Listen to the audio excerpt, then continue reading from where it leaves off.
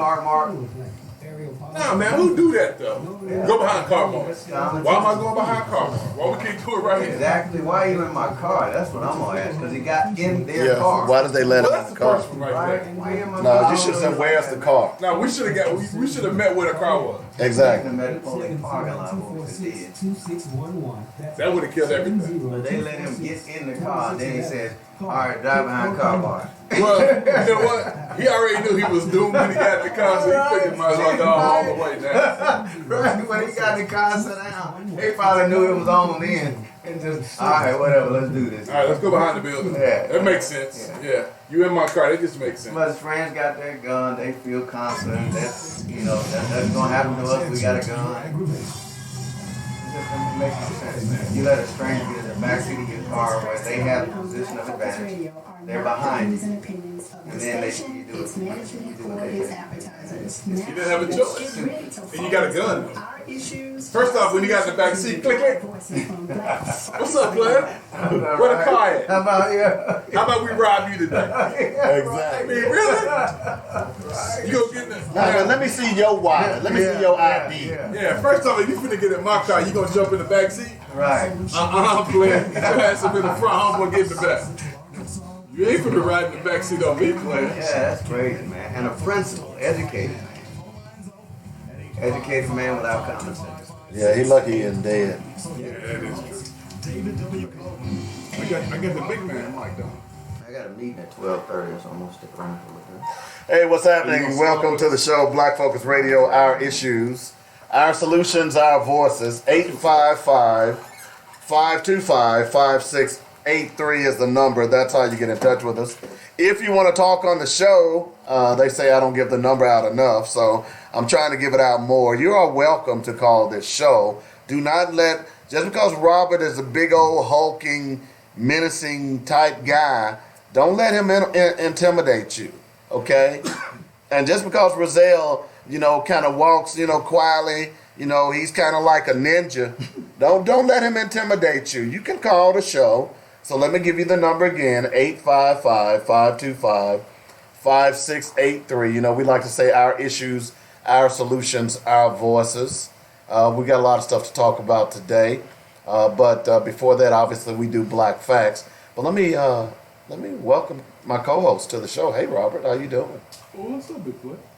I'm fine. How about yourself? Hey, man, on above ground, it's a great day. I don't know.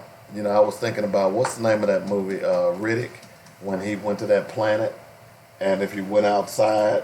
I've never seen it. You never saw that? I have no recollection. Anyway, for those of you who are into pop culture and like movies, there's a movie. I didn't say I didn't like movies. Riddick. I just say It actually is a pretty little series. With who was the guy named Vin Diesel?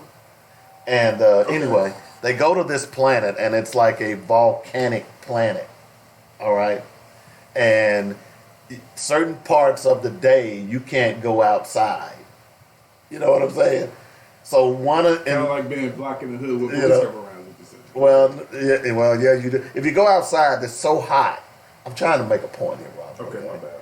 It's so hot that you will fry on the spot.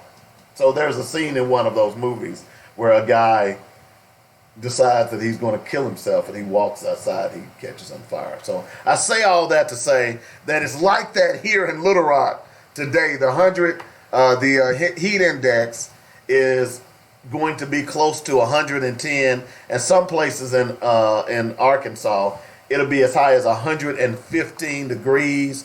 So I know there are a lot of you so-called road warriors that like to get out there and do your thing. Dude, you need to really be careful. This is where you can get heat stroke real fast, get dehydrated, and it ain't a pretty sight. So just be aware of that as you are matriculating throughout the day, because it's going to get hot. So that's my one public service announcement for today. Now, we got a lot of stuff to talk about. If I get this mic, I might have to have you to move, Robert, so you can use this one. All right, so that's better. All right, so what is your problem? Like an 80-year-old man, huh? I wouldn't know. Oh, I should say like you. Let's make sure this thing. See, there we go. All right. So we got a lot of other stuff to talk about. So I tell you what. Let's do this. Let's try to put it up there. See if that'll work like that. All right. So let's see here. We're gonna do Black Facts. So let's go ahead and get that done because we want to talk a little bit about some of the other things that are going on today. I think you all will like this Black Fact. So let's go ahead and get that started. Dynamic Black Facts. Our culture, our history, our people. Oh, and one other thing, I didn't introduce Rizal Aaron. He is hanging around here. You know, he doesn't talk on my show much now that he's got his own show. So, we're not graced with his presence that often, unless he's mad at somebody. And then he want to come on here and he want to raise Cain on my show. First Baptist Church, 311 49th Street in the city of Kiel, first and third Sunday. That's terrible. He want to cast aspersions on my show, and everybody. Did you hear that show? But they don't say that you hear Rizal Aaron on Black Focus. Did you hear that Black Focus show? See, he always on that star. He always starring something. Always having them people on there. Okay, but anyway, Rizal is kind of hanging out with us today as well. So this is our Black Fact for today. Unlimited credit sale. Valuable gang of Georgia and South Carolina field hands, and a washer, and an ironer, and dining room servant by J.A. Beard and May.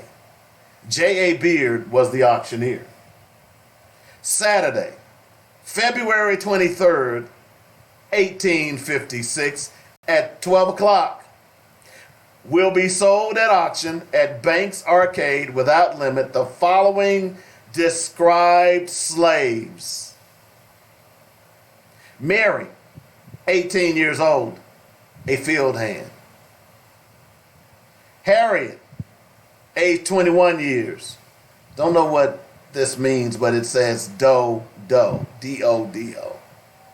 Mahala, age 28 years. Dodo and fair cook. Priscilla, 33 years.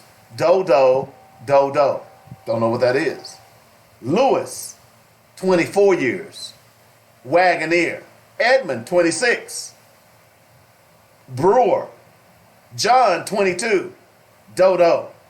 John Wilkinson, age 28.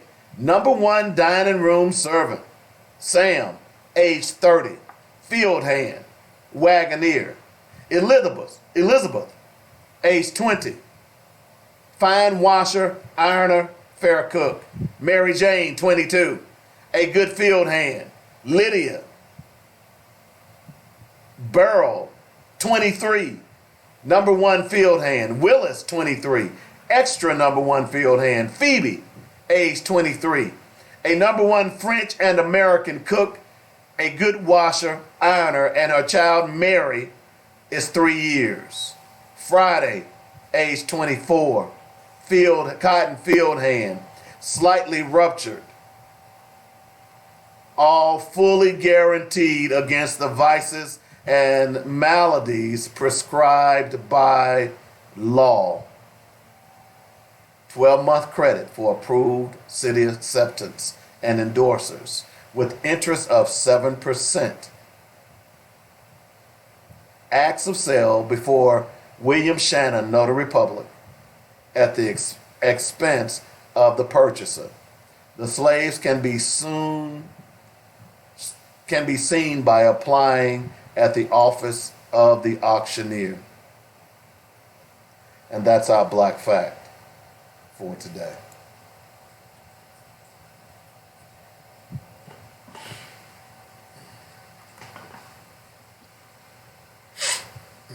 See the white guy opened fire on California Highway Patrolman killing. Yes. White guy killed black. Yeah. Well, by the way, if y'all didn't get that, I thought that was, by the way, that's by my friend Art T. Burton. Art Burton, and I've told you all before, if you have not friended Art Burton, if you want to get some information on African history in America, Native American history, and jazz history, Art Burton's page is one of the best out there. We've had him on the show. And periodically he will post things or documents of history, and this is one of those documents. And I thought it was important because every now and then, like every day as far as I'm concerned, we have to be reminded that we need our reparations. Okay? So all of those people, it was almost 16 of them, 17 including the woman who had a 3-year-old child, were sold as chattel, as property. All I'm saying, more prima facie evidence that we need our check. No, let me say it like I'm from the hood. We needs our check. In fact, we needs our check like a hog needs slop. Y'all get that, right? I just want y'all to know that. All righty. Hi, player. How you doing, Rob? I'm up in this piece. That's good. Let's see. So, I want to read the tease for today. By the way, I want to apologize for the show that we had yesterday because it was funny as hell. I'm sorry. We had a lot of response from that show yesterday.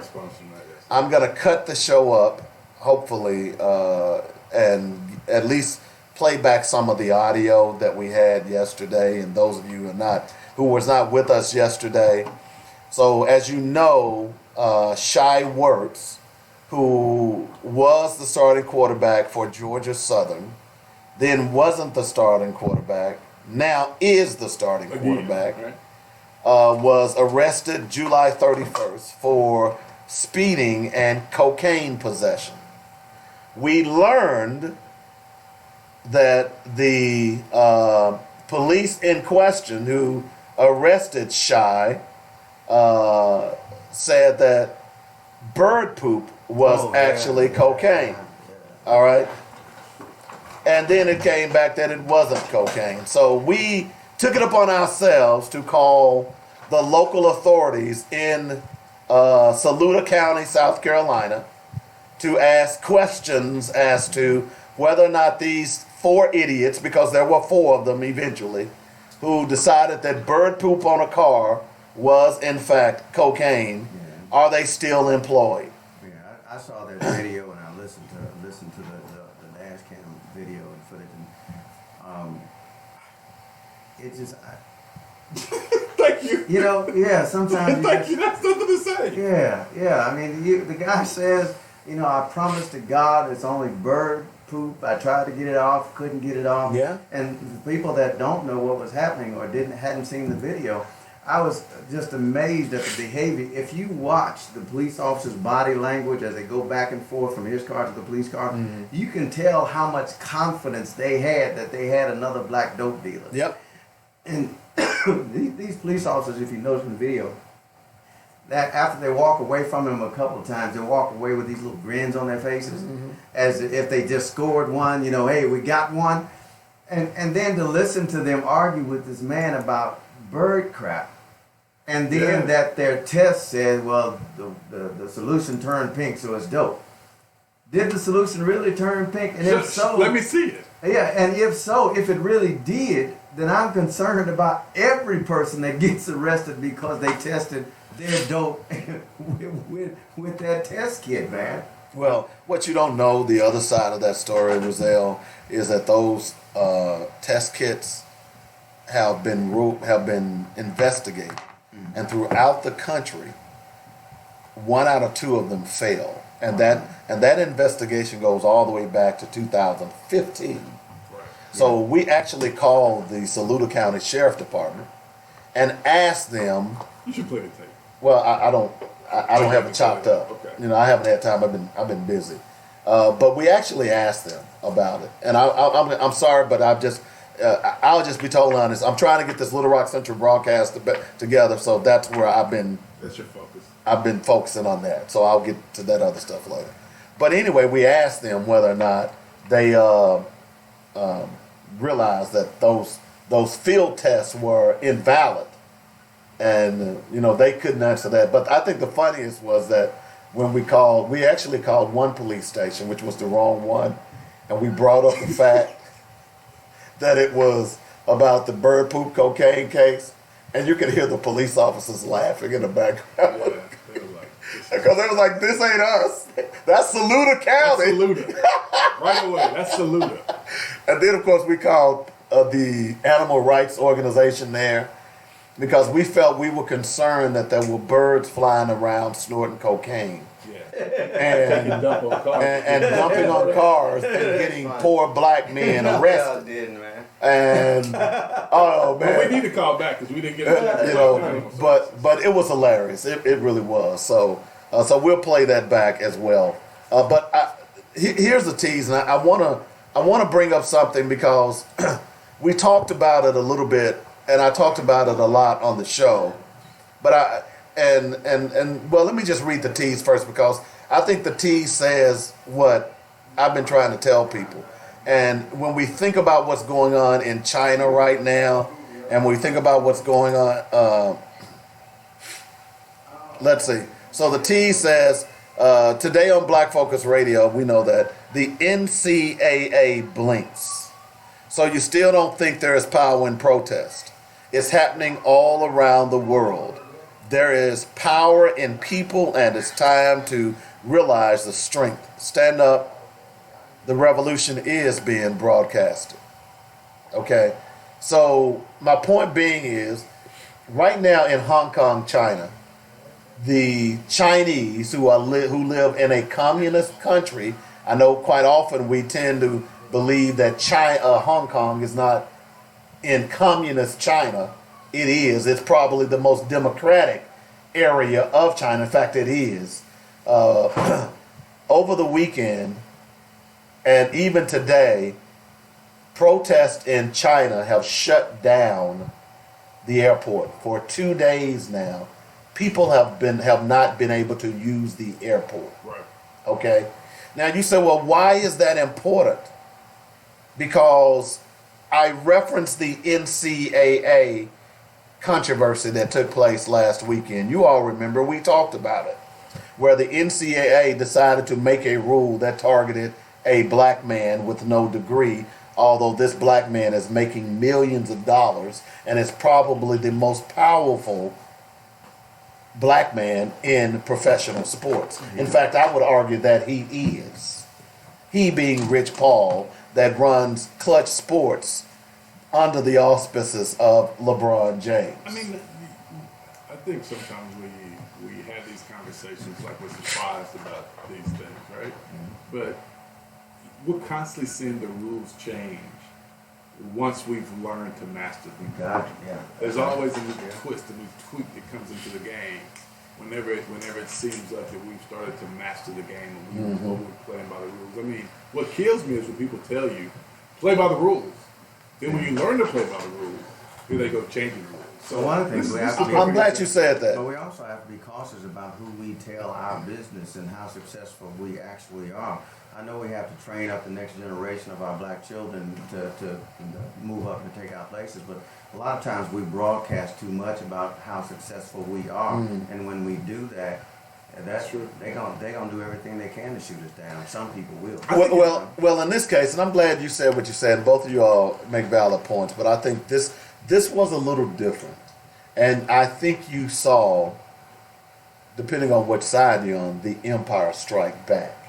And that empire being Rich Paul and LeBron James. Mm-hmm. Because you know what has happened? What's that? They changed the rule back. Yeah. You get that, right?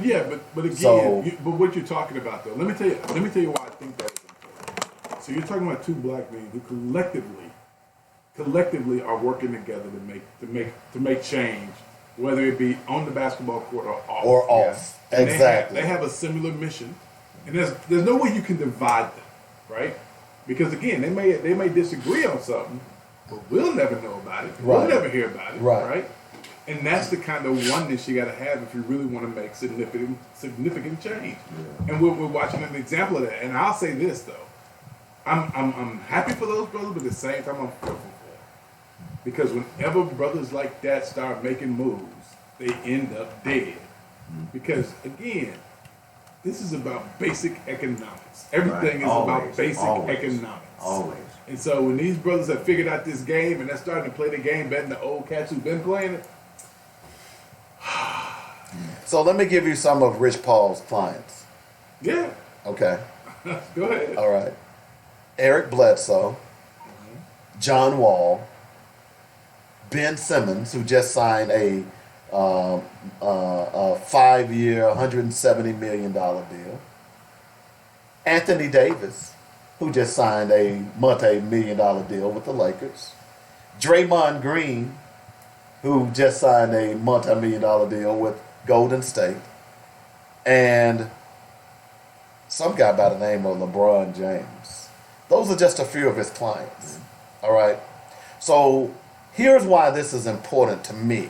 The reason I've spent so much time on this is because this is what we've been talking about. Because if you understand the evolution of clutch sports, Right. it's like I get rich, I bring y'all into it. Yeah. This is what LeBron James did. Clutch Sports is comprised of Rich Paul, whom he met. You know, Rich Paul was a authentic jersey salesman, and he and LeBron James met and bumped into each other in an airport. And he saw Rich Paul had on an authentic Warren Moon jersey. LeBron walks up to him and says, "Hey, I like that jersey." From that developed into what we see today. All right. LeBron also educated one of his teammates, sent him to school. All right. We also know about all the things LeBron has done in the community. We saw how LeBron led the charge to get Daniel Sterling fired when he came out with his racist comments. We saw how LeBron James and the Miami Heat led the charge when the Trayvon Martin thing hit. Here is a black man who didn't go to college, who many people thought that he would fail, who has turned the NBA upside down. Not just because of his basketball prowess, but his intellectual prowess, his financial prowess, okay? With a team, because if you look at now, I'm not saying there aren't any white folks that doesn't work for LeBron, but his team are comprised of black males, okay? A man who married his high school sweetheart, who is an excellent father, who decided that he was going to start a school, but not a private school, but a public school, right, with his own money, who decided that, hey, if you make 2.0, 2.5 on your grade point average in the city of Akron, then you will be going to college. Yeah. And by the way, made $3 million for the Boys and Girls Club when he left Cleveland to go to Miami. Now, I say all of that to say is that here is a guy that they can't touch. But the difference between he and Michael Jordan is this. LeBron doesn't have a problem exhibiting his blackness. Right. You see what I'm saying?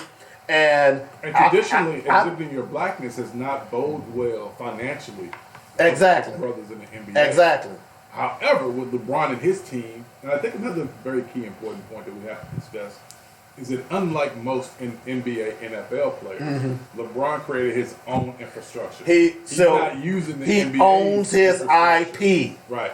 That's an excellent point. He created his own infrastructure. So for a long time, I never could understand, why we'd always say these negative things about LeBron, right? They just. Do you know why? Well, I know why. Why do you think now? I know now why. Because he has created his own infrastructure, right? Which is exactly a threat to their power base. Exactly. But that's why I say, while I'm proud of him, at the same time I'm fearful for him, because again, man, brothers who are able to figure out this game and bring other brothers along as they do it, and completely shut out that old boys network. You mean the white boys? The old boys network. You mean the white boys? They end up dead. That's just true. Well, it's funny you bring that because I had no idea when I decided I wanted to talk about this is that's where you would go, but I was hoping hoping that's where we went. I want to give you let me just give you an example.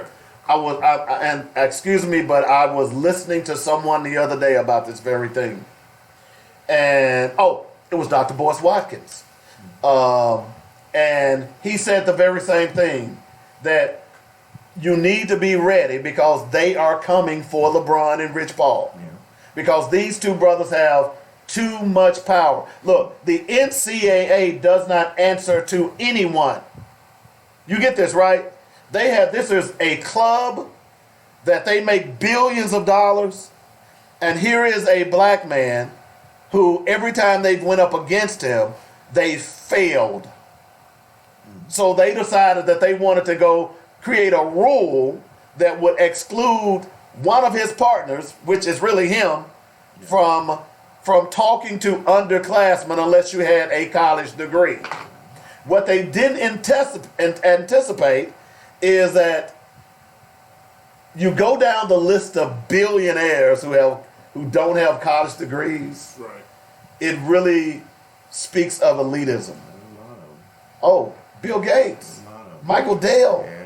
You see what I'm saying? Mark Cuban. Mark Cuban, Richard Branson. The list is replete It goes on with. and on. So for you to suggest that, hey, you got to have a college degree in order to be a millionaire is asinine. It's a farce. And they didn't expect this backlash. Well, let me tell you something too, man. What y'all gotta realize is I don't know if y'all read an article about 4 months ago where Paul sold half of his company, a percentage of his company for $300 million. Who is this? Rich Paul. Rich Paul. Yeah. So part of his company. So part of Flex or whatever. Yeah. management- Clutch Sports. Clutch. So part of that company for $300 million, right? Now, let's think about this for a minute, right? You talking about black brothers Yeah. making these kind of moves. Right. Now, when somebody white does it, we go, oh man, that's great. That's expected, right? But it's not always expected for us to excel at that same level. And like I said, when we do, and when we excel without having to use others' infrastructure, it's even more problematic. I agree, and that's what I love. And you certainly gotta give Jay-Z some credit on that as well, taking over with title music and all the things that they're doing. But the overall arching point to this is that some of these guys are getting it. Look, no offense to you, Bobby Porters, but we don't need a charity basketball game. We just don't. Right, sir. We just don't. That's good. That's a one-time hit. You might donate what? Let's say $10,000. And I'm not trying to down Bobby Porters because they've got this game coming up. All right. What I'm saying is, and see, I've been around professional sports for a long time. Right. All right. I've commented on professional sports for a long time, and I see how leeches latch on to these black players. Yeah. And let me just be clear, white leeches latch on to these black players. But that's the NBA's infrastructure. Well, it's just not NBA. It's across the board. Let's talk about any professional athlete. Right. And I see how these guys go into those communities, help them make money, help them set up their nonprofits. And very little of that money goes to the black community. One thing I loved about PK Subban, and PK Subban, he's been traded, I believe, to New Jersey, but he was once a Nashville Predator. Soon as PK Subban got to Nashville, he immediately started going into black communities to introduce hockey. Now, PK Subban was one of the few black players in the NHL. What I'm saying is that we need these players who come out of our communities to come back to our communities, not with football caps, not with basketball caps, but with coding classes, with funding so other people can do coding classes. It is so important that you start doing this. Look at LeBron and say, because see, here's what the overall problem that the larger community sees. What if all those other black players start acting like LeBron? You understand that, right? Yeah. What if all of those players started acting like LeBron and doing capital and physical investment in the communities in which they grew up in? That's the attitude that we've got to begin to foster. That becomes problematic. And that's why I say I'm proud of them, but at the same time, I'm very concerned about them. I'm fearful for them at the same time because we know that you don't allow, that the system doesn't often allow for black men to enjoy that type of success without some repercussions. I'm And proud. usually that's death. Well, and the one thing that helps that, or I should say help it, And they wouldn't kill LeBron. I don't think they'd go after LeBron. I think they'd go after some of his other people, Rich Paul, Well- Eric Carter. I don't think they'd go after LeBron himself because that would be a all-out riot. But I think they would, go after Rich Paul or Maverick Carter because, again, that's part of his inner circle. exactly. And that's why I tell people when I hear particularly, I expect, because, I listen to a lot of radio. I listen to more radio than I watch TV. I've always, when I started radio, I started in talk radio. So in order to understand the trade, I had to listen to the radio station, talk radio stations, to understand that trade. In fact, when I'm traveling, Sirius Radio was one of the best things could have happened to me because I can pick talk radio from all over the country now. It's just great. All right. So when you're dealing with that, I listen to a lot of talk radio. And over the last 4 to 5 years, the hatred by white talk show hosts have been off the chain as it relates to LeBron James. I'm talking about out and out hatred. Now, some people say, "Oh, they just hating." No, it's more than that. When you hear some of the terminology, the things that are being said about a guy who has never been busted for drugs, never been busted for alcohol, never been busted in a strip club, never been busted in a casino. Now look, I'm not saying he's perfect. Yeah, no, Okay, I agree with you. but the image that he has portrayed, considering because the stereotype is no high school diploma, grew up with a single mother, he's going to end in detriment. Yeah, he's going to end up dead or in prison. You see what I'm saying? Those are his outcomes, right? Now, LeBron James is not the only one who has accomplished, but, and I've got full disclosure for you.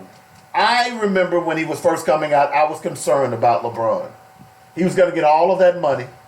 He had a mother that was problematic, if you remember. Yeah, He didn't have a father right. that was active in his life. He had an uncle that was, if I remember correctly, was convicted felon or something like that. I believe that was the case.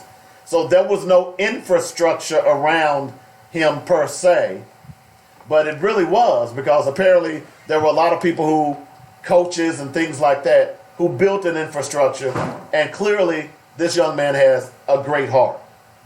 You don't do the things that, the little thing about his school where he bought all the kids a bike. Right. Yeah, because a bike was what Got him, opportunity to get right. opportunity, He rode a bike everywhere he was. Right. So if you attended that school, he bought every kid a bike. Everybody got a bike. Yeah. That's a different kind of athlete. You understand what I'm saying? Yeah. That's not an athlete who's concerned about how much money he's gonna make because he's already made that. Right. He's concerned about leaving a legacy for decades, for years to come. Yeah. And white people, generations to come. White people don't like that. And Some you're white right. people don't. Let's Some just don't. somewhat. Okay? My client is here. Okay, all right. I'll be right So the concern Brazil. that you rightfully have, as many of us have, that when I get concerned when people start bashing this brother, not understanding who he is and what he stands for. Right. LeBron James is more than a basketball player, folks. He's more he's more to the community than you can imagine. And look, I said the other day, look, my daughter, which I desperately love, I wouldn't mind her coming home with the LeBron James. Not because of his money. I don't think any dad would. I'm talking about his character. You understand what I'm saying? I'd rather my daughter come home with a girl than a boy. I'm just gonna say it. I hate to say that, but yeah, if I had a daughter, I wouldn't want to know her than no dude. Yeah, I'm sorry. Go ahead, please finish that thought. Okay, all righty then. I don't agree with that, but that just boggled my mind. Just blew your mind. But the point being is that this young man has eclipsed our dreams of what I think. And here's the other thing that I don't want to leave out on this conversation. LeBron James is your next leader. Financial leader, probably. I don't see him as being. I don't see him having putting his tentacles in politics. Not to that respect, where he would run for office and that kind of thing. I think you would see him kind I of. didn't say politics. I said your next leader. No, I totally agree with You you. don't have to be a politician. In fact, I bristle at the thought that politicians are leaders because clearly they're not. Women, please quit texting. That was a joke. Jesus.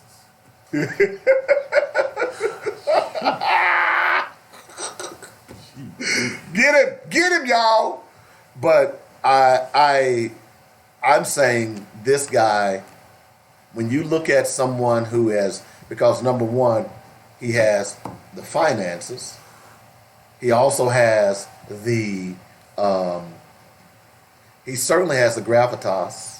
He has the name, the media pull that is needed. I agree with that. And when you look at this thing where you have the power to make the NCAA, I can't remember the last time the NCAA has went back on their own rules.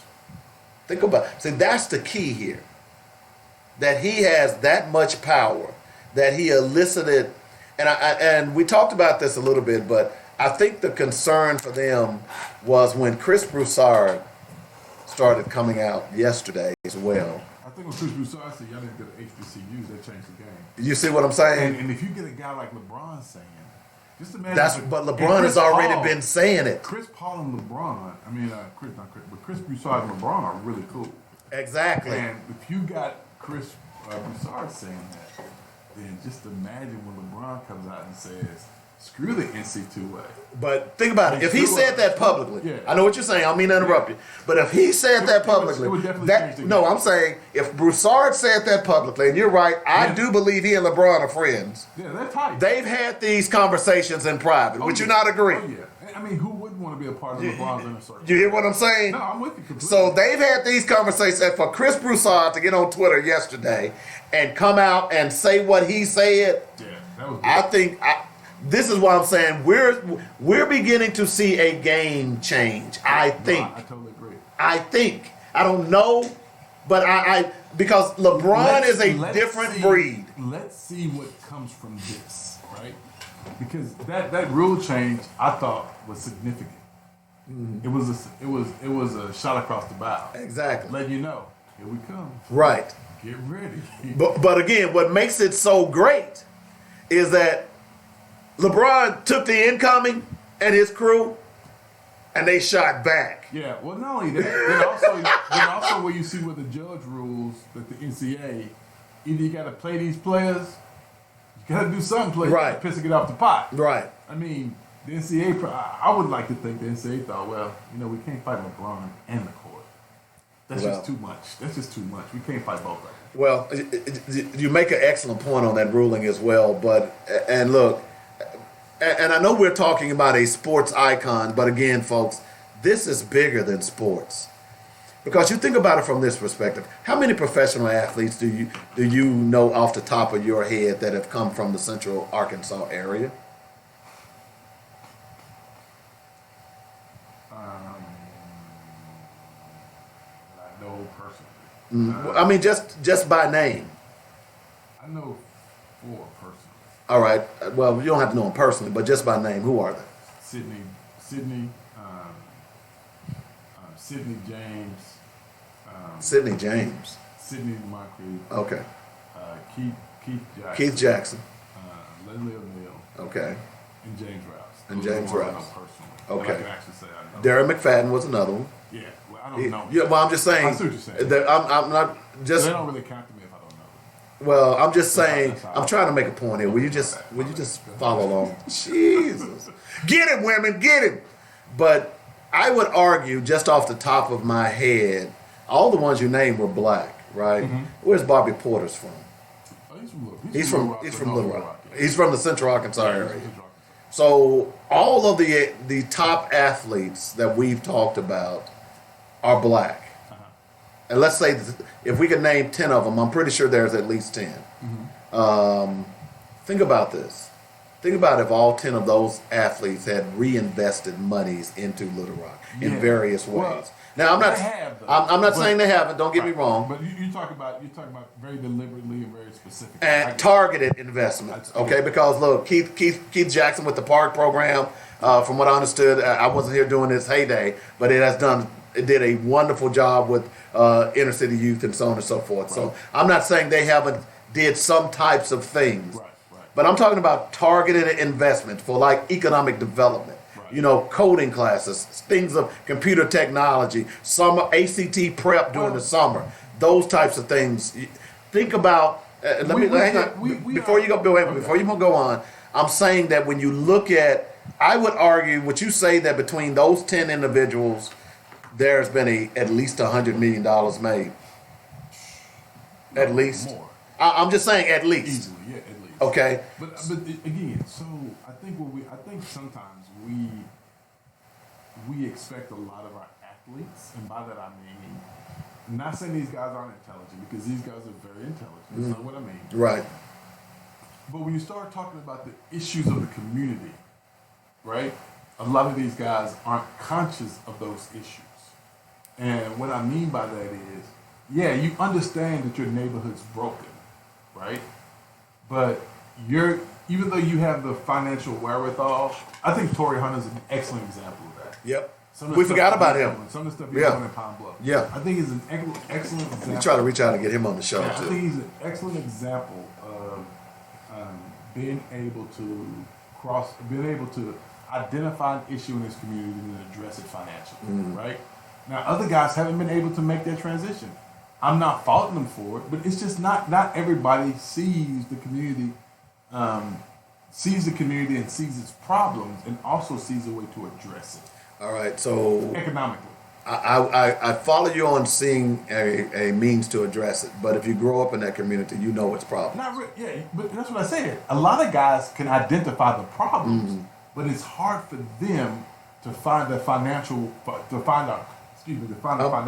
A means to. Well, yeah, to put a plan together and actually follow All that right. plan. So I just led you down a primrose path. you already trying to lead me somewhere. That's why LeBron is so. And yes, again, Different. I say LeBron and Torrey Hunter,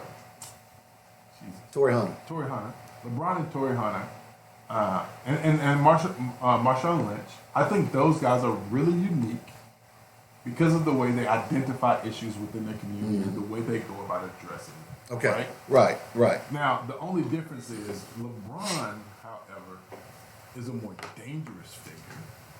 And the reason he's so dangerous is that LeBron has created this infrastructure that these other guys don't have access to, right? So I would not be surprised if you look up and LeBron... Go, Robert! Go, Robert! Years, Oh, I'm sorry. You look up in 5 years and LeBron has outpaced Oprah and Michael Jordan as the richest black man in America, right? I would not be surprised to see that. So what I'm saying to you is that what LeBron is about to be able to do, we know it's already been a success. If he's allowed. Okay, but here's the offshoot of that, is that instead of Bobby Porter's having a basketball game, Bobby Porter's ties in let's say a coding class. Or my point being is that other athletes began to do the same thing. Part of the reason that these things have not been done in the black community, and I'm going to be frank with you, is because most of the time these athletes have white agents, they have white lawyers, they have white They insulate them. and here's what they tell these athletes. That athlete might say, well, I want to do something for my community. And that agent or that white lawyer might say, yeah, man, that's good. But if you go over here to First Emmanuel Baptist, you know, it's No, I think they tell them if you want to do something for your community, you can go to one of these national organizations. they do that too. And hopes the money trickles down. But no, it hardly ever. Well, they do that too, but most of them do it in the cities in which they reside. Trust me, I'm telling you. All right.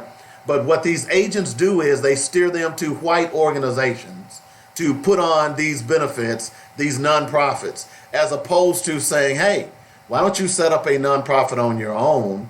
You can hire people to run your nonprofit, and you can do good in your community by whatever things necessary. Now, that's not in all cases, but I've seen that happen. Okay? So what LeBron and his crew is doing, they're doing the same things, except they're putting black faces on it. And by putting black faces on it, because many of the people that were in Nashville who ran some of the players' nonprofits, a lot of them were black women. Right. And those black women had their fingers on the pulse of the black community. So they knew what to do, what was needed, this, that, and the other. You see what I'm saying? So if other athletes, because athletes, if there's nothing else, athletes are jealous. If he can do it, I can do it. That's why a lot of them will come out and speak bad on LeBron because they jealous of LeBron. They want to figure out how is LeBron doing this. I don't think it's a jealousy thing. I think more so that you know that the power base is not as fond of LeBron, right? You know that power base is not as fond of him. So what you want to do is you want to make sure, right? You want to make sure that you are able to keeping good with the power base. So to do that, then there you go. To do that, you actually go after LeBron because you know that garners you influence with that base. Yeah, but they're beginning to realize when you look beyond what LeBron is doing, LeBron is on point. And you're beginning to Hey man, because here's to tell you the jealousy. So when everybody started talking about LeBron James' school, one of the people that spoke up and was mad was Jalen Rose. You know why Jalen Rose was upset? Jalen Rose is doing some of the same things LeBron tried Exactly. to do. Yeah. The difference is that LeBron James is getting the publicity and Jalen Rose isn't. What, in my opinion, I felt like Jalen Rose stepped out of line. And I did say step out of line because although you got to understand the reason LeBron James is getting that publicity is because, number one, he's still playing in the league. Okay? So they're going to give him that publicity. You're not playing in the league. LeBron James won NBA titles. You didn't win any NBA titles. So your stature in the NBA pales to comparison with LeBron James. Yet you wanted to call him out on national TV and say, I've been doing this so-and-so time. You were wrong on that, Jalen Rose. What you should have done is go to LeBron and say, hey, look, man, I'm doing the same thing you're doing. How can we join forces to get other NBA players to do it? The other thing is, Jalen Rose, yours is a private school. LeBron James is a public school. All right? That's a huge difference as far as I'm concerned. You're still educating kids, but to have well, what's not a private school? It's a magnet school. What do they call them things? Charter school. Charter school. That's the difference. But what I'm hoping that will begin and what I believe that's about to happen, and it brings us back to the initial conversation about the NCAA blinking, is that finally, maybe when you go back and you think about what happened 3 years ago in Missouri, where those black players decided that, hey, we are not going to take this anymore. We're going to boycott this game until we get some of our demands met. And then, of course, the huge, powerful, explosive statements by Chris Broussard over the weekend as it relates to telling black kids to take some of that your power, I've been telling you all for the longest, our power is in our children. Our economic power is in our children. If we begin to utilize them as a means, we can move forward in this country and we won't have to fire a shot. And right. what Chris Broussard said yesterday has been what the kids did in Missouri, what I've been saying and I've been talking about this for the last 10 years. If we simply do this, we could change this whole dynamic. And I think for the first time of all the attacks that have been against the NCAA, for the first time this weekend, that broadside bombardment that LeBron James and Rich Paul launched against them over the weekend, it hit a critical point. It hit something critical because the NCAA doesn't change, dude. These are our rules. This is what you're gonna do. Tough. Right. They don't change. They change just because of public pressure. Right. This is huge, and I don't think people understand the potential implications of that. If two people, LeBron James and Rich Paul, can make the NCAA backstep, what would happen if black parents said, okay, look, I live in Arkansas, all right? Mm-hmm. The voting rights in Arkansas is messed up. Oh, if my child can't vote if I can't vote in your state, my child can't go to your state university. Mm-hmm. What if they said that in North Carolina and Alabama and all across this country? Man, do you understand the power that we're sitting on? Think about this. High school football. There are more people who attend high school football than any other sport in this country. I don't disagree. Okay? And people that doubt that, think about how many high school football games take place on a Thursday and Friday night every fall. That's an excellent point. Think about that in 50 states. So let's just say there are 20 high schools in each state, there are more in different states. But Think about it, and let's say that 5,000 people attended that. You love to make that comment. This is power. You love to make This is power. This is power. You love to make that comment. I have to tell you, while the thought is very provoking, right? I see flaws in the thought, and this is why. I mean, this is very simple. This is why. No, seriously. Uh-oh. So you're gonna tell a mother who's struggling to make ends meet, and she has this big scrapping child right here who has been told that he's gonna be in the NFL, the NBA, and he's gonna make millions. But to do that, he's got to go to this university for 1 year. Right? If he's a basketball player, he's got to go to this university for 3 years if he's a football player. And you think that this mother's going to say, you know what, baby? I know we eat ramen noodles every night and the light's barely on and we don't look the best. But you know what I want you to do? I want you not to go. I want you to go to a HBCU. Brother, that ain't about to happen. Because let me tell you something. If I am hungry and I am struggling and starving, and you walk in the house and give me your speech, I'm gonna look at you and say, thank you very much for coming in, Mr. Coleman. Now you can get your ass out of my house. But wait a minute, Robert. Whether you go to a PWI or an HBCU, that child is not going to get any money for his or her mother. Oh yeah, they will. You know these colleges paying these folks, man. Don't do that. Really? You know that. I didn't know that. Oh, come on, stop it, black man. But here's Stop the it, other black aspect to man. that. Stop it. I've forgotten the kid's name who was a top recruit this year, who was, I think he was number 5 in the nation in basketball. He decided that he wasn't going to go to college. In fact, he's one of Rich Paul's clients. He's getting $1 million intern to go play overseas. You get that right. Do what now?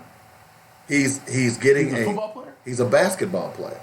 That makes sense. Yeah. Okay. Why do I go to college when I can make millions right now? Why do I waste my time? So now you're beginning. No, I already got that. That's I already right. got that. Yeah. So my point is this: is that once black people understand because that thing about the mother, isn't that the same conversation mothers would have had for their children in the '60s who they wanted to line up and have dogs sicked on them? In fact, I saw a video of them going through the training and what will happen when you sit in at those lunch counters. Black and white, fascinating video. I thought I posted it. Fascinating video of how these were 17, 18, 19-year-old kids. I mean, those kids at Integrated Central was 15. You don't think those mothers went to them and said, hey, baby, I know you want to do this, but we need you to do that. See, what I'm trying to get people to understand is that if we don't understand our history and how we got over, we're never going to get over again. and everybody had a part to play. And we have got to get out of this selfishness as black people and understand what's the bigger picture. Those people who had those dogs sick on them on the attack on the Edmund Pettus Bridge, the list goes on and on. Those were children. But they understood that, hey, I trust my parent to tell me to do the right thing. This is going to make a difference. And to some extent, it did. It didn't go far enough. Every generation, you have to have a refreshing of the fruit. And what we need in our black community is our fruit to be refreshed with all of the things necessary for us to move forward. And it's on the backs of our children. You see it in the Ferguson marches. You see it in the Black Lives Matter marches. Them people don't look like us. Those are young people out there. So to go to them and say, look, this is going to be bigger than you. But in order for it to be bigger than you, we need you to participate in this. I don't think that's look, and it's easy for me to say I don't have a child in college. I don't have a child that's a superstar athlete. But I believe, just based on history, that no matter where that child goes, to whatever HBCU, see, the name Walter Payton pops into my head. The name L.C. Greenwood pops into my head. The name Jerry Rice pops into my head. I can go on and on and on about black college athletes who are in the Hall of Fame. It didn't matter where they went. The one thing about we know the leagues, whatever they are, if you got talent, they're going to find you. My favorite athlete in the professional ranks was Steve McNair, Alcorn State. You see what I'm saying? So we can do this if we have the leadership to start calling to do that. Now, my argument is it'll never happen because we don't have the guts of the leadership to do it. That's why people like LeBron is dangerous to them, because LeBron has already made these types of statements. And then he has his underlings coming out making those types of statements. This is where their concern is, in my opinion. Does that make sense? Yeah, that makes perfect sense. And I totally agree, though. I totally agree. 855-525-5683 is the number. We got to go out and take the top of the hour break. Man, this is deep. And by the way, no more basketball and football camps. How about some coding camps? And I'm a football fan. Back in a moment. You're listening to Black Focus Radio, our issues, our solutions, our voices on jointradio.com. Just think that $100 million. Just think that $100 million that I'm sure that has been earned by those guys. Let me do this.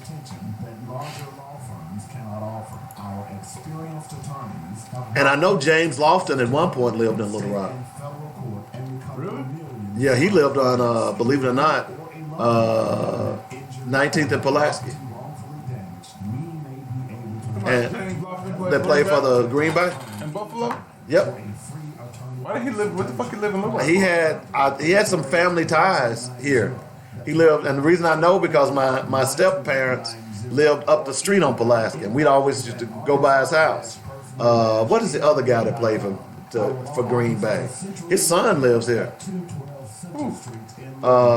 He was an offensive lineman from,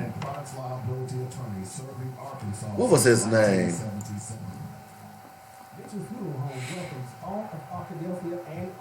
I can't even think of his name, but he lived here in Little Rock for a while. In Clark County since 1966.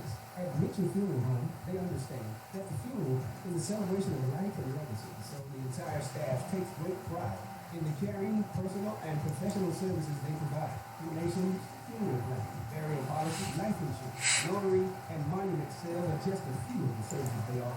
Flexible packages are available as well. Mitchell Funeral Home appreciates the trust and confidence placed in them and will continue to enhance their service. So let's just serve you better. Call now. Get connected. 870. Oh, we forgot about Sean Andrews.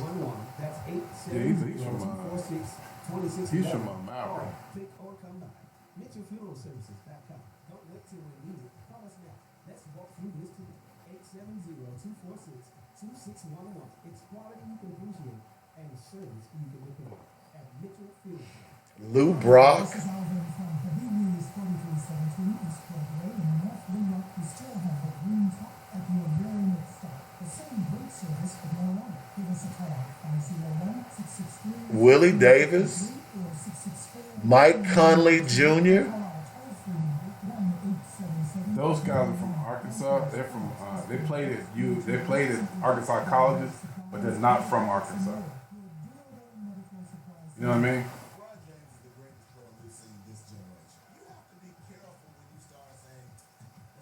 Joe Johnson.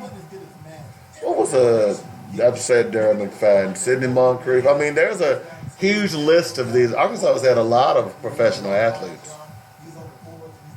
Let me see if I can narrow it down to Little Rock. Join the weekly sports magazine every Saturday, 8 to 10 a.m. on joinnetradio.com. You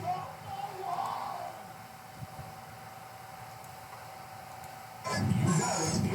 He's Little Rock's answer to your aggravation. Joy Network. The views and opinions expressed today on Black Focus Radio are not the views and opinions of the station, its management, or its advertisers. Now, let's get ready to focus on our issues, our solutions, using our voices on Black Focus Radio. Welcome to Black Focus, the show designed with our community in mind, where we focus on our issues, developing our solutions, using our voices. Central Arkansas, surrounding areas, and the nation. Get ready. Black Focus starts right now. Phone lines open at 855-525-5683. So here's your host, David W. Coleman and Robert Webb. All right, welcome back to the show, Black Focus Radio, our issues, our solutions, our voices on joynetradio.com. We're here every day, Monday through Friday, 12 to 2 p.m. as we talk about the issues. And although many of you may have misconstrued our conversation last hour that it was about sports, it really isn't about sports. It's really about what I believe is a sea change in attitude being led by LeBron James. And as Robert has said so eloquently, and I totally agree with him, and we know the history of this country, is that when that black man gets out in front and leads, he's the tip of the spear, quite often they come after him. And it's going to be a little difficult for them to come after LeBron James right now because of... That's the easy way. That's the easy way, but I guarantee you they're going... I would argue that there is someone following LeBron James everywhere he goes. Well, so this is why I don't think they go at LeBron, right? Because with a figure like LeBron, this is my thinking now. With a figure like LeBron, you don't go after him because you can use LeBron once you attach yourself to someone in his entourage. You can then use LeBron to be that messenger of what you want to put out in that atmosphere, right? Because now that LeBron has saw your reach, that you've reached out and touched one of his, however it may be, whether it be by killing them, by financially breaking them, by whatever that means may be, right? Then you now have LeBron to be your messenger. So I don't think that they will go after LeBron because they want, at the end of the day, they want the voice, right? Mm-hmm. They want that voice. And how do they get that voice? How do they get it? They get it by one of two ways. Either they destroy you or they destroy something very close to you. But either way, they get the damn voice, right? So that's why I don't think they will go after LeBron. Now, if you say, well, look at what they did to Dr. King. Well, for me, and I know that people are going to take this the wrong way, but LeBron is a more transformative figure, in my opinion, than Dr. King was. I understand what you're saying. And so yeah. I don't think that they would actually go after LeBron in this day and time. I think they would go after somebody inside that inner circle because, hey, that would then bring LeBron back to the fold because, hey, if you can knock out a piece of that man's infrastructure, then boom, you got it, right? But I'm sure those guys are smart enough that they're layered, right? That they got somebody who can come in and boom, just fill that spot and keep rolling, right? It doesn't stop. It just keep rolling. Well, I also think that if you go after his infrastructure, I don't know this to be true, but I got a feeling LeBron is not the type of guy who's going to sit back and take punches. And here's why I say that. Yeah. Because soon as that ruling came out last week, LeBron responded immediately on Twitter. Yeah. And that's where the explosion took place. Yeah, and then it started. And you know what he said? Well, hold on now. It started to spark the question because everybody wanted to have the conversation now. So does LeBron own part of Clutch? Because you can't be an NBA player and own a rights to an agency. You can't do it, right? And that's another farce, right? How can you be a player but you can't own an agency? But you just brought up something more interesting as well. What's that? A lot of this backlash has come from other agents. Well, yeah, of course. Because, see, LeBron has a unique insight on all of the players. Yeah. Where the agents don't. No, they're not having those conversations with Anthony Davis, and their players aren't having those conversations with them. And the majority of those sense. agents look like. Yeah, but again, this is not racist. I just this asked is you a not question. racist. This is purely economic, right? Purely economic. I like you, Robert. Exactly. This is purely economic. Purely economic. You know what I'm saying? Purely economic. That's all it is. They don't give a damn that you black. It's about that money, player. Keep on. You're gonna be black and dead. So LeBron is purely economics as well, but economics. But the point being is, and I think it's fascinating as this thing, because there's more to come on this, because I think other players are going to start saying, hey, LeBron makes pretty good sense. Why don't I own my IP? Why don't I control my IP? Everybody in the league right now is trying to get like LeBron. So I just think that's fascinating. 855-525-5683 is the number. That's how you get in touch with us. Miss MPO yesterday wanted us to give an update on the Little Rock School District. I don't really have an update. I will tell you, and I don't need to tell you, but tomorrow we will be FOIing the suspensions. Are they suspending people on the first day? We talking about Little Rock School District. They probably suspended people during registration. Oh, you ain't holding your pencil right. You gone. That's pretty pathetic. But it is what it is. You remember we had 300 and something the first week? Was it the first? It was first few days. I know. What we do the first week? I think we should wait. Did we do the first week? Yeah, I think we did. We did do the first week. I think we did. should bring Mike on again. We hadn't brought Mike on in a little while. Yeah, that'd be a good idea. I think we should reach out to him. I think we should reach out to the new chief as well and get him on the show. I've been planning to do that. I've been busy, but we will do that.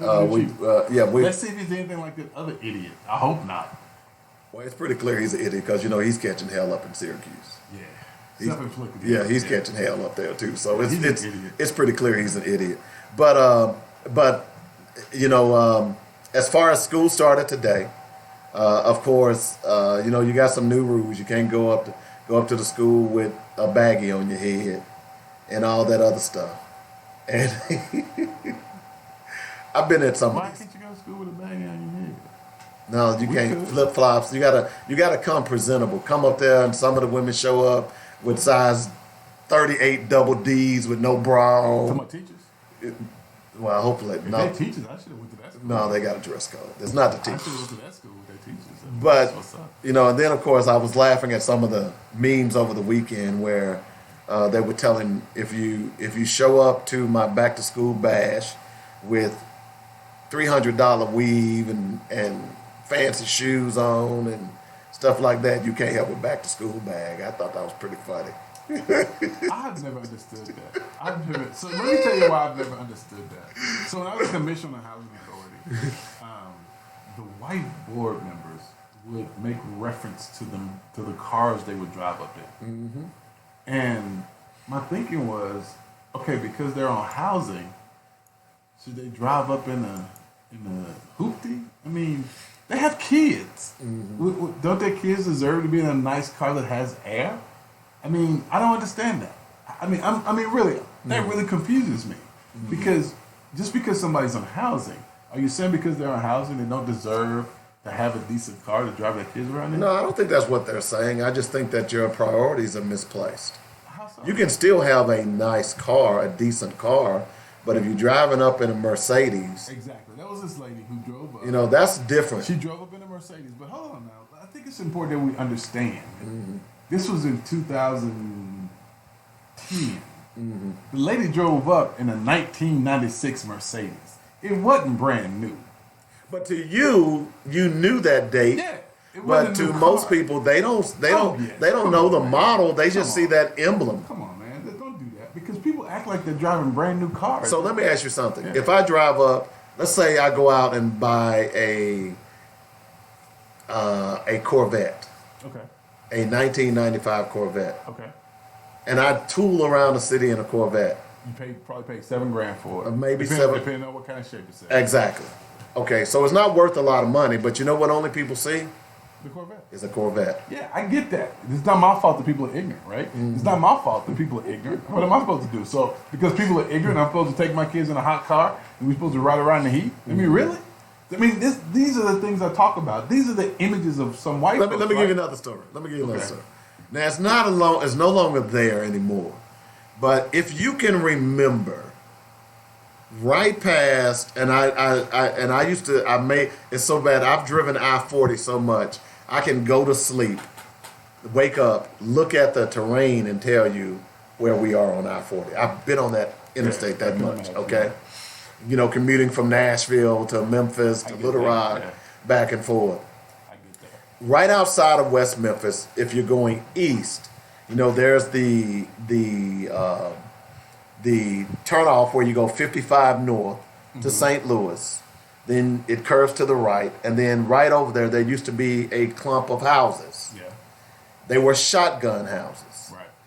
I don't know if you remember, but it was always fascinating to me, and this was for decades. I think the same family probably lived in this same house, and I venture to say they were black folks. I just got a feeling it was based on, I just know they were. Right. All right.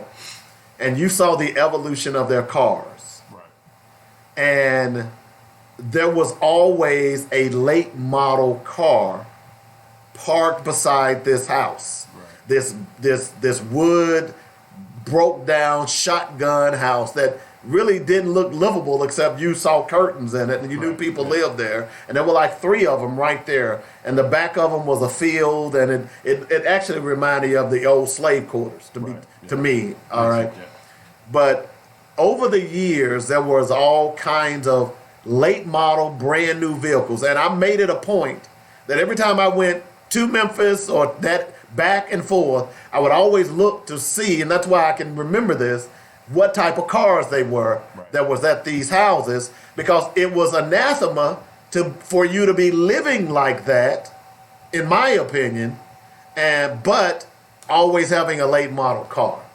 You understand what I'm saying? So, and I don't know, those people could have been filthy rich. You know, they were just misers. But they decided to make sure that they had nice cars. So the image that you sometimes portray does not necessarily mean that that's who you are, if that makes sense. You know what I'm saying? And some people who don't look past those things, like those people at your housing authority, you know, they're going to see, again, emblems. What is, you know, the first thing you look at, first thing a woman looks at you when they meet you, do you know what it is? Your feet. Really? So I should never wear my boots in these old shoes. I'm serious. That's the first thing that, you know, I didn't because know that. You you taught me remember, something. shoes make the man.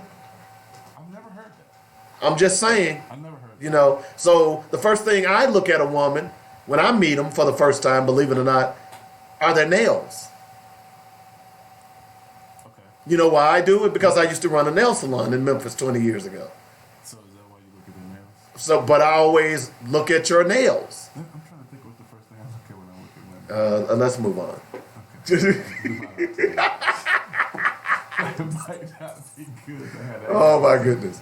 But my point being is that, look, I just think sometimes and I think, and I'm kind of echoing back to what Rizal said earlier.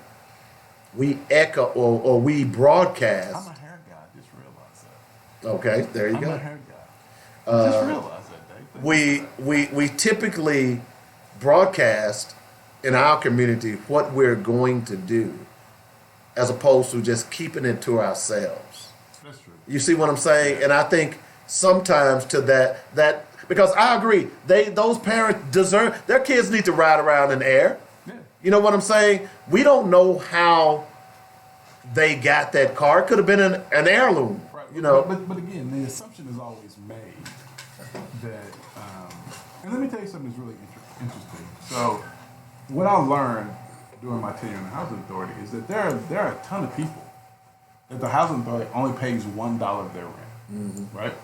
And the reason they do that is because if for whatever reason something happens to them or they lose their job, then they can go back and increase their housing authority rent, right? And there are some people, like I said, the amount that housing authority pays is very insignificant.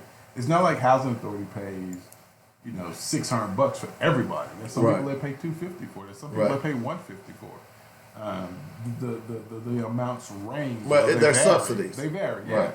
And so the thing is, what's problematic for me is that we make the assumption because we assume when you're getting public assistance that you're exercising the full system, right? And that's not always true. And we assume that those people are usually black too. And we assume that they're black, and we also assume that they're poor. But if you get an opportunity and you want to sit in the housing authority when they're doing registration and they're doing their Section 8 list, you will find that you have a mixture of white and black. It's not all black. It's not all white. It's a mixture. Now I hear, I haven't been there in a little while, but now I hear that there is also a small mixture of Hispanics also included in that. But I mean, I think that these. By the way, breaking news: Bryant Middle School teacher arrested for soliciting sexual photos from a 13-year-old boy. Is it a woman or a man? He's a man. I'm almost kind of. Didn't mean to interrupt you, but that just popped up. So yeah, I'm almost kind of cool to just let it ride when it's a woman, I know that's terrible to say. But when guys do it to other guys, why is this a double standard here? I don't know, man. I'm just in double standard mode today. Okay. I apologize. Don't send me a text. I swear to God. I swear I'm not responding to text today. You just ever wake up sometimes and you're just like in one of these moods. Yeah, you And must. so after listening to people talking about Jerry Epstein. Yeah. I just can't take it. I don't really give a shit. I don't really care that he's dead. I mean, nothing in my life changed one bit that he died. I have little to no feeling for pedophile. I have none. I think of all the criminals you can be, I really hate a thief. But below a thief, above a thief, beside a thief, pedophile, he beats them all out. Well, you know what everybody's concerned about. What's that? I don't care about Epstein either, but I care about this list. I want to know who's on this list. Let me tell y'all something. You know why I want to know who's on this I don't list? think you're going to ever know. Well, we may not, but You ain't going to ever know. but Because, man, this dude I wanna had, know this what's dude on that had list. money. This dude had mad money. Yeah. And let me tell you something. Dudes with mad money and dudes in politics, they usually become fast friends. and you're seeing that. So think about it. You're talking about Trump. You're talking about the Clintons. You're talking about Oh yeah. everybody, but I haven't heard anything. You're talking Barack about one of the royal family members. yet. Yeah, but I don't think it matters though. I'm just saying. That's why I say you're never gonna find out. I want to know what's on this. We got a caller. Hey, caller, you on Black Focus Radio. What's your name and what do you want to talk about? Yeah, we can hear you. Okay. Okay. Well, hello, Doctor. Hello, Dr. Whitfield. Can you hear me now? Okay, great. So one of the reasons that I reached out to you is because you sent me a letter about the Little Rock School District, And of course, one of the former teachers, I don't think Miss Enfield is still teaching, is she? No, she's not teaching. One of the former teachers, one of my former teachers, and still a very dear friend of mine, asked yesterday, what is the status of the Little Rock School Board? I mean, the Little Rock School District. And obviously, the first person that comes to mind when I think about the Little Rock School District is the Black Warrior Queen, Dr. Anika Whitfield. So that's why I reached out to you to see if you had a few moments to talk to us about this upcoming school year and where are we going today as it relates to the Little Rock School Board. Unfortunately, I will tell you that we don't have a school board back. There is just a narrow room for the state to announce an election, which we absolutely need and we absolutely deserve. And that election would happen in November of this year if the state would do that. We currently are still under state control. As of January 28th of 2020, we would have been under state control for 5 years if they did not restore us to control this year. So we're 4 years and about, 8 months and counting under state control. And under the state law, within those 4 years, they are supposed to help to restore the school district back to whatever the reason is they took it over in the first place. And so in our case, it is back to academic success, so that we have the schools that they took over our district for that were in academic distress. Those schools were supposed to have come out of academic distress. And out of the 6 schools, 3 of those schools were taken off the list. And unfortunately, we have had some new calibrations, or I shouldn't say calibrations, but some new standards by which they determine whether or not a school is distressed. And so they're not quite the same standards as they were before. And so the letter that I wrote today that you saw was a letter of very great disappointment to reiterate the fact that because we don't have an elected representation from the Little Rock School District community, because we don't have an elected school board, we have a lot of chaos that happens at the hands of people who are simply being paid and are bureaucrats to run our district, but are not people that intimately care about or are concerned about or are part of the Little Rock School District community. But we have people who have been transplanted here, i.e. Mr. Poor, i.e. Mr. T, who are not native of Little Rock, who do not have a vested interest in making sure that Little Rock is a city that's growing, nor a vested interest in the community, the larger community of Little Rock, as it relates to the community of students and parents and teachers that live in the city and support the Little Rock School District. And so what happens, David and Robert, is that we have people who make decisions on behalf of us that don't even have our interest in mind or at heart. And so they have decided now to affect 9 more schools in next school year by closing Baseline Elementary or Baseline Academy, by closing David O'Dide and Cloverdale. David O'Dide is an elementary school, Cloverdale being a middle school, closing Meadowcliff, which is an elementary school, closing Henderson, which is a middle school, closing Rohan, which is an elementary school. And they also are planning next year to close McClellan, which is a high school, J. Fair, which is a high school, and they are supposed to be assigning about 300 students that are English as second language learners from Hall High School to this new Southwest Little Rock School. And in effect, what all of these school closures will do is warehouse children and students from 3 schools to 1 school, and for those 3 in 2 different sites, 3 schools being Rohan, Henderson, and David O'Donnell, and all of those students would be warehoused over to J.A. Theater, which was formerly a high school. And then they are planning on, again, closing Baseline Academy, Cloverdale, and Meadowcliff, and then warehousing all of those students in the building that was formerly McClellan School. Had the parents had anything to say about that? Have the teachers had any weigh in on that? Has the community weighed in on that? The answer to that question is no. They made these decisions outside of us. And I was deeply hurt and disappointed to hear today by some parents and some other people in the community that the Little Rock School District not only is planning to do this, but they're planning to do it. They're moving people out of McClellan and J.A. Fair. They're going to move in students into, as I said before, it's from those six schools into those high schools. And I don't see that they're going to have any opportunity to really effectively restructure those schools so that they effectively become a K-8 institution, or not institution, but school building that is equipped for those students to come in there.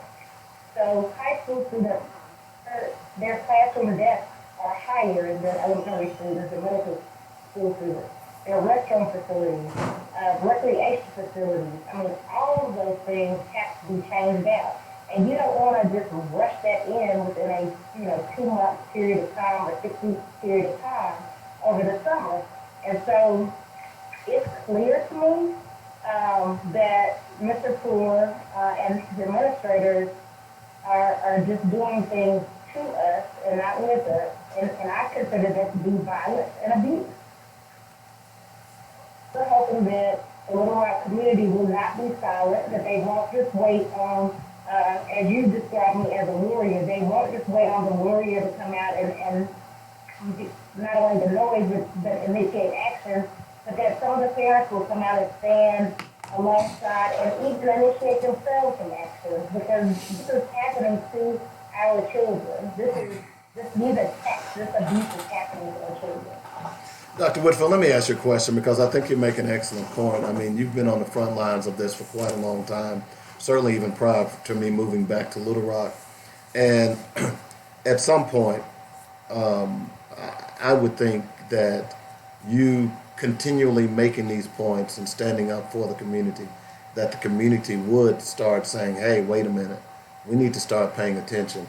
Why do you think that hasn't taken hold?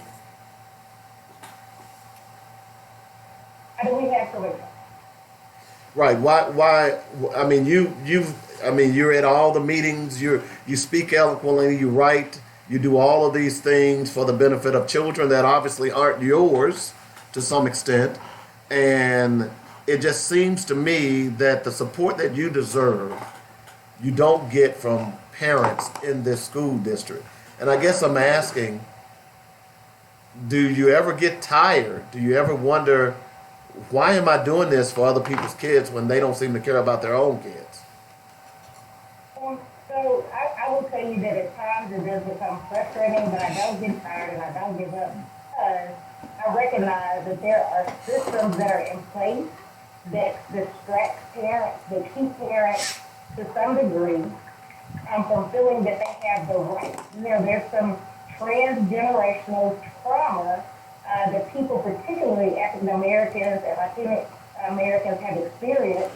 Not just, and when I say transgenerational, I also mean very present trauma that people experience. I was, we were you, myself, Robert, and some others that I actually talked to the Chamber of Commerce, and it baffles me how the chamber and other people feel like they want to do something, quote unquote, with the district and with the community, and yet they show no visible evidence that they want to do it with community, because they could easily help the parents that are working parents who want to come and be supportive of their children, who want to advocate for their children that are working every day, to say, hey, the city of Little Rock, the Chamber of Commerce is going to make a plea to all of the business owners and businesses to say, when our parents in our public schools need to be at school with their children, when they need to go there for programs, for PTA meetings, for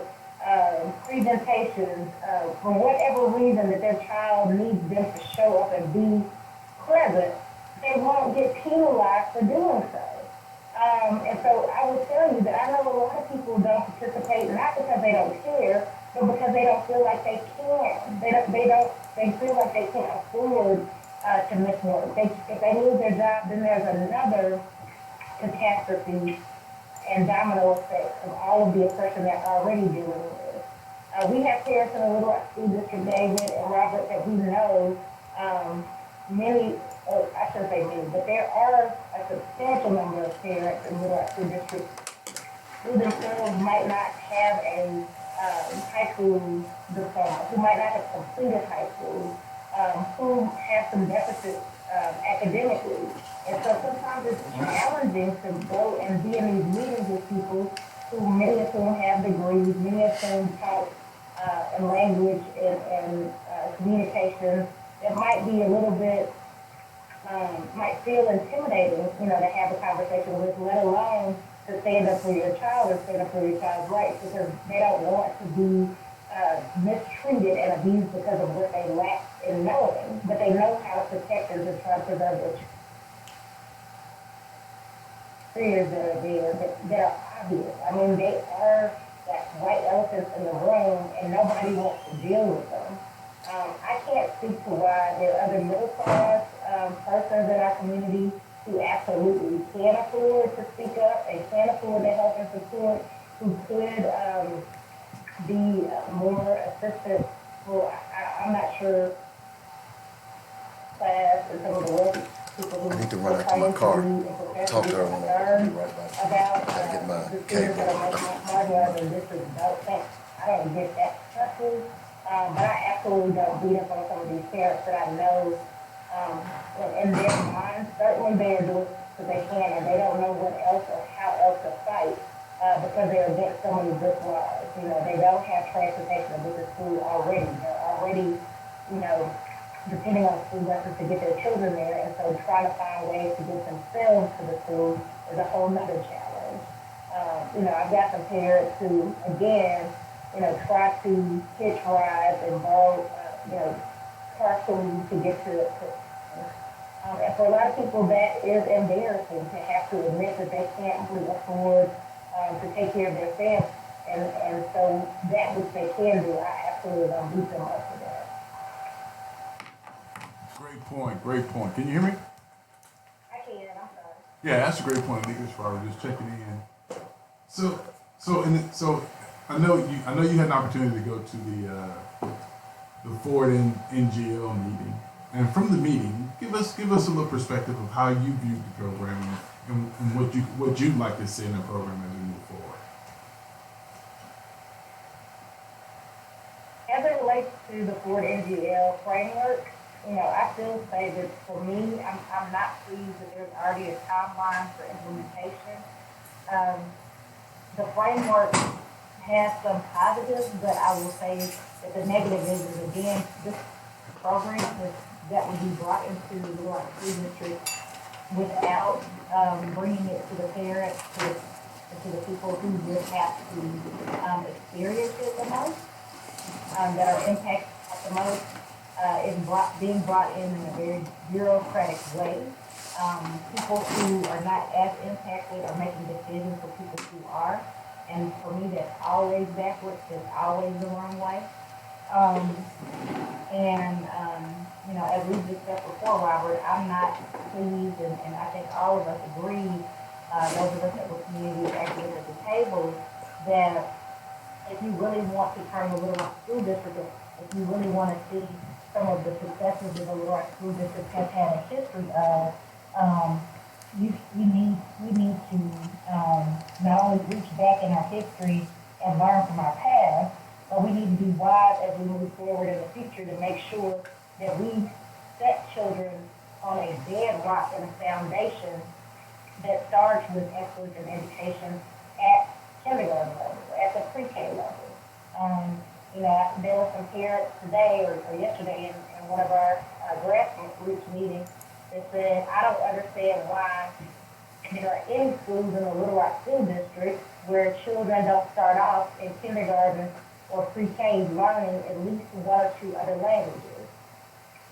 Why is that not a consistency throughout the Little Rock School District? When you look at world-class schools in Finland and other places outside of the United States, and even some in the United States that are world-class schools, you will see that their elementary students that get started out with multiple languages, in the early childhood years. And so not only are they mastering English, but they're mastering other languages. And we know that the Little District has major deficits in literacy. And it's difficult to even conceive that students would be able to perform well in the 9th through the 12th grade if they don't start off with a strong foundation from pre-K through 8th grade. And I want to say something else. I was talking to a patient about this. Now, I look at the city of Little Rock, and I'm so disappointed when I hear the Chamber of Commerce or anybody else for that matter suggesting that the Little Rock School District and its the grades of students and the performance of the district, that is what has impacted and affected the city of Little Rock as it relates to our commerce.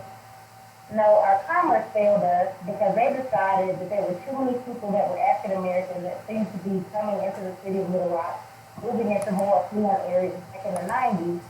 And when, there was this video or whatever that came out, movie about gang banging in Arkansas, that was a good excuse for people to, ship themselves away, move out into the rural connecting areas and towns of Little Rock. But let's be really clear. North Little Rock has Verizon. We are the capital city. We do not have a major location other than the Robinson Theater and I guess the State House Convention Center where people could come and go to a major performance. I mean, that Verizon is the largest, and it's in the neighboring, it's not the state capital. We've lost Wrigley Field to North Little Rock. We have lost a lot of jobs and opportunities for other places in the state of Arkansas. Is it Arkadelphia that has a state-of-the-art, or is it El Dorado that has a state-of-the-art performance facility that, and I know that they're tied it deeply with, some money that might not be the best, but nevertheless, for Murphy Oil, but nevertheless, the city of Little Rock and the Chamber of Commerce has failed us by not being proactive in not only supporting the public schools, no matter what economic background students come from, and by the funding and not supporting our public schools, and by intentionally not bringing an industry here that could create healthy and sustainable jobs so that we could have a growing city.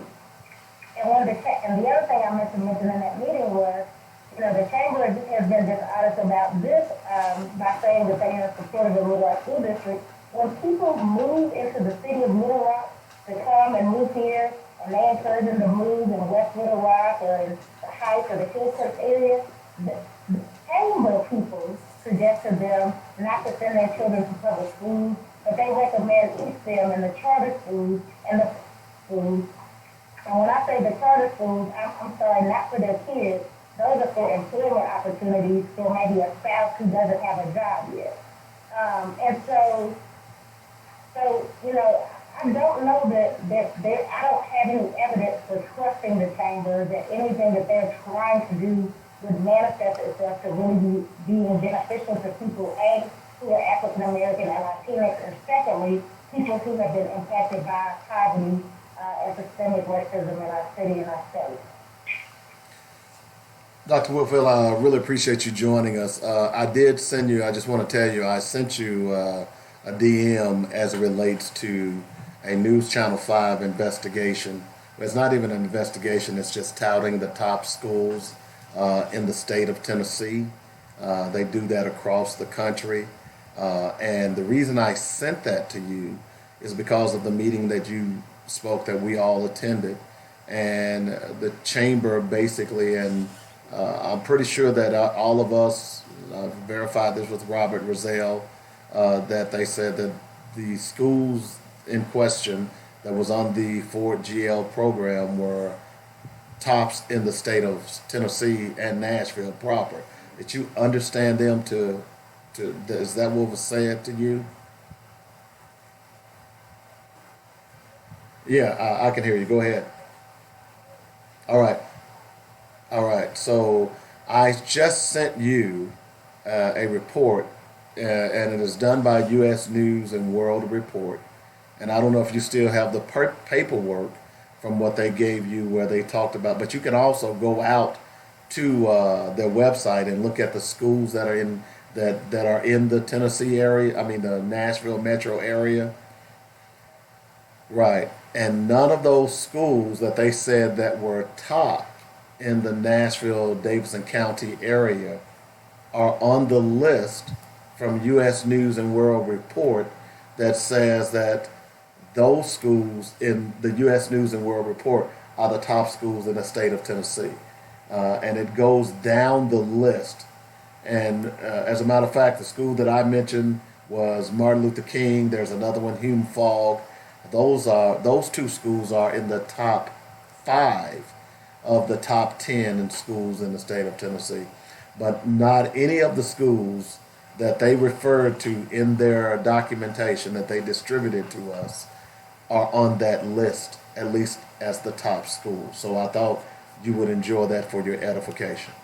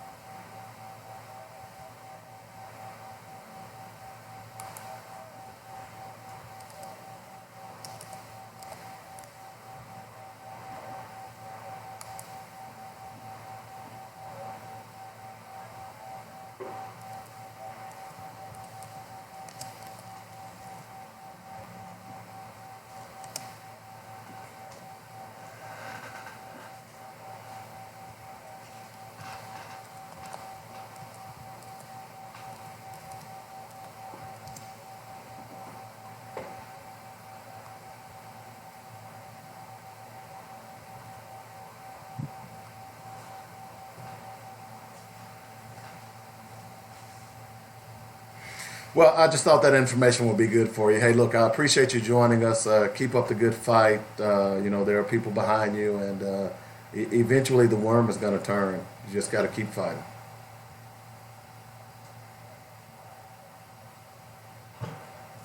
All right, All right, bye-bye. Doc, peace. Well, when you look at the schools these days, and I just sent her that now the name of that program is what, the Ford GL. What is Ford NGL. Ford NGL? Yeah. Okay, no wonder it was bringing up Taurus's.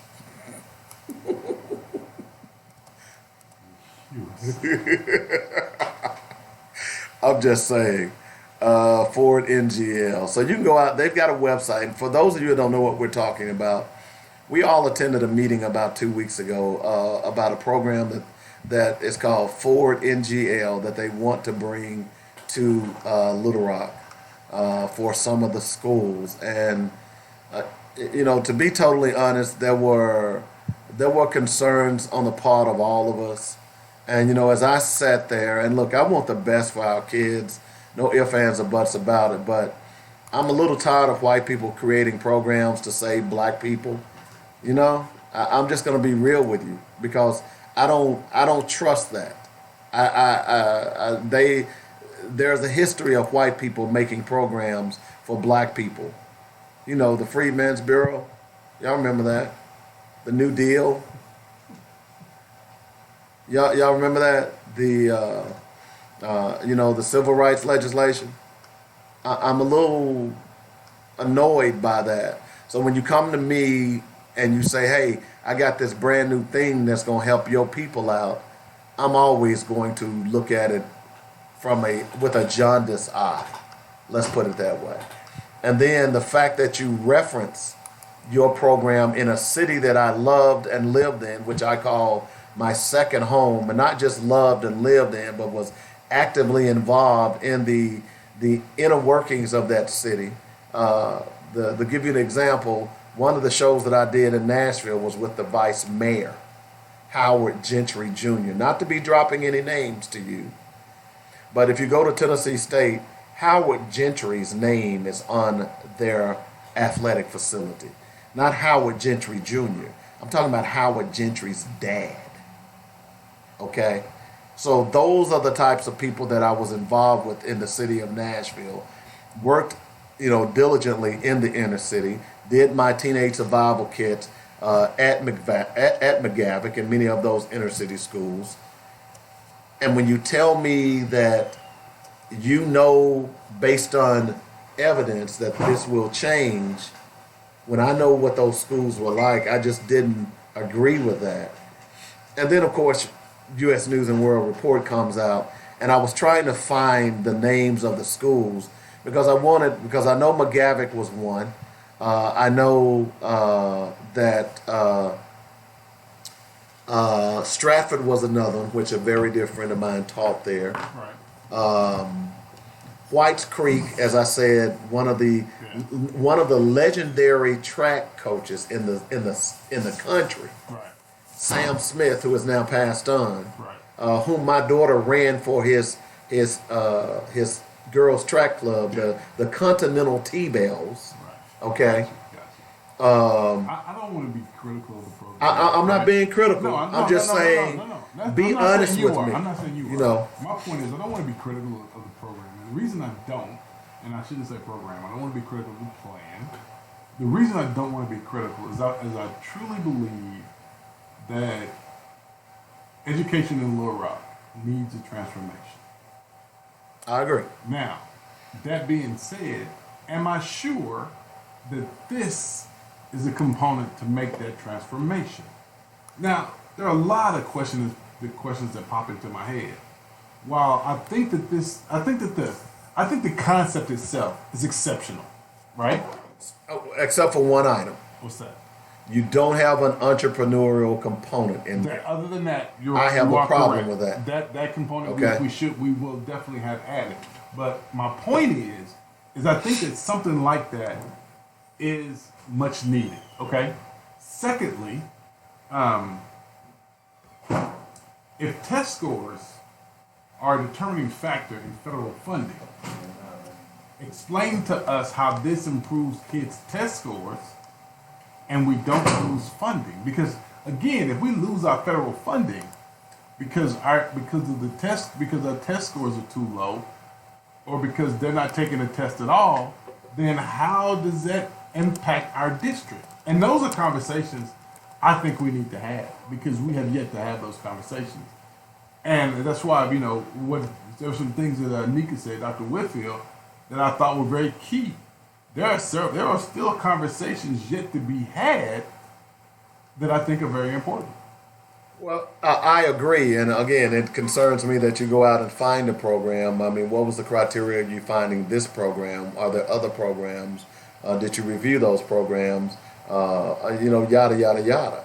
You know what I'm saying? Yeah, exactly. If you're talking about teaching our children, then I want to make sure that whatever program that you claim that the community is going to agree upon and put together, that you got the best program.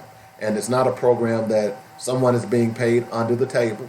It is not a program that someone is going to get some back-end benefit from it.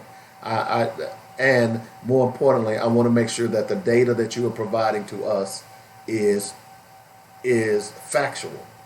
And as I sat there, and again, this is just me, because I happen to have lived in this city, I just, when he started talking about, look, I certainly know where McGavick was and where it is today, but I just knew that there were things that he was saying to me that just didn't jive with what I knew about its history, about the school's history, and many of the other schools. And I'm sitting here. I'm looking for this. I know there's a website. I don't have the. I'm looking for the schools, and those school names won't make any real difference to you guys because you all are not familiar with the area. But the point being, and so just I'm looking at one of their websites, elementary and secondary education, and it says I go to the second area which says the experts. So I'm looking at all the experts, Robert. Okay. I'm still looking at the experts. So I'm going to count them for you. Again, 1, 2, 3, 4, 5, 6, 8, 10, 12, 14, 16, 18, 22, 32. So there are 33 so-called experts on this project. Now, I don't know. Which project? This is for the NGL. Who are these experts? There are 33. That's what I'm getting to. They have research assistants, research scientists. If these are the people they use to develop this program, only 2 of the people on this research is black. Now, again, how are you going to write programs for my black kids? Okay, those are all white guys, white male and white females. How are you going to say, I'm tired of that? Okay. You know, Dr. Kunjufu addressed these issues decades ago, where you bring the white people into the black community to teach black kids, whereas you don't understand these black kids, so you then start trying to understand them by disciplinary policies, like what we've evolved to today, where you suspend kids because a guy may tap a girl on the shoulder. Well, but like I said, I just woke up this morning. I don't know right side of the bed. As we've learned during slavery, that discipline was always the way to keep the slaves in line. And so, again, whenever there's a problem within our school, then it is customary. Let me say that again. It is customary to discipline them or discipline us with force. It's customary. That's how it's viewed. It's customary to discipline us with force. Well, and I agree with you with that historical context. But again, if you're going to bring a program to me, I'm going to want to know who developed this program. For me, where did it come from? Yeah, for me, I have really grown weary of, people walking up to me saying, I know you can't read. Here's a book. Yep. And essentially, that's what's happening in so many parts of our city. That people are walking up and saying, I know you can't read, but here's a book. And here's the other thing to that that just hit me. I know there's a history component in there. I'm wondering what is the black history in that component? Of which part? Of that in NGL. I don't know. I don't know if there is one. But you understand my point. Your point. You see? But like I said, for me, I understand that the education system is broken. I'm not willing to accept anything. Exactly, and that's my point. And we need to make sure out there who are comfortable accepting anything. They didn't. See, my thing is that look, if we're not included in the process, from cutting down the trees to making the paper to printing the ink to all into that in between, then I'm going to have a problem with this. And if you got a history component, and all of those disciplines from history to math to science, that black people can be included into the regular work because of all the black scientists, all the black mathematicians, all the black historians. If those people are not included into this program, and this program is designed to teach black children, it's almost like having that picture of white Jesus on your wall. Is that you say be like Jesus, but every day I wake up, I'm looking at a white man, and I look at myself in the mirror. I'm a black man. I can never be like Jesus. Well, what's problematic for me is that not problematic. Let me walk back a little bit. I think first we have to remove the chamber from this conversation, and this is why I have to say that, because we all know the chamber stands and where they stand, and we understand. And you have to understand what the chamber is. And that was insulting as well. Yeah, well, the chamber is an organization that wants to create the best opportunities for its members. It's like no other. It's no different than any other union in the city. That includes the teachers union, the police union, the fire union, any damn union. They're all the same. Their job is to maximize opportunity for their members. So let's just get that out the way, right? They're no different than any other union in our city, right? Or our state. Now, let's focus on the program. Now, the program, while it does have merit, the thing that does concern me is that I can no longer be accepting of programs brought to me that were created, cultivated, and cultivated, and implemented. I can't even talk. And implemented by white folk without conversation or more participation for black folk. Now, this is the thing. Little Rock is an all-black district. Pulaski County is predominantly, Pulaski County itself, as far as the school district, is predominantly black. I would be more comfortable, right, if they had went out and found a program by some black brother or sister who was working on a program that maybe hadn't been scaled before, right? Because again, with the Ford and GL, we're taking the same damn chance. I agree. It's no different because again, there's no empirical data that shows how they success. Now, everybody I've talked to about this comes back to the same thing, and for me, that is not the benchmark for me. They say, hey, they graduate. Well, yeah, they graduate, but do they get a job? Do they still end up in prison? Where do they go after graduation? Yeah, what about the outcomes after graduation, right? Because what's the 5-year plan after graduation? I know how you can tweak these numbers right to make graduation work. Listen, Dave, man. Dave, we're at 79%. We need to be at 82. So, Dave, I need you to identify 6 of your students that are failing that you can pass. Because we need to be graduating. We need to get our numbers up. Because at the end of the day, it ain't about the kids no more. I agree. It's about proving that your program is successful. And how do you do that? How do you do that, Dave? You fudge the numbers. You fudge the numbers. So, there you go. I still have reservations. I've had reservations from the time we left that building, and that hasn't changed. And I agree with you. I certainly don't trust the Chamber of Commerce. Period. 855. In fact, I've got a friend. I think Ron. I'm gonna call you. We'll set up a time to talk. I'm wondering if, in fact, he has some kids in any of those schools and see what his thoughts are. I've got some friends who have kids still in high school, so I'll reach out to them.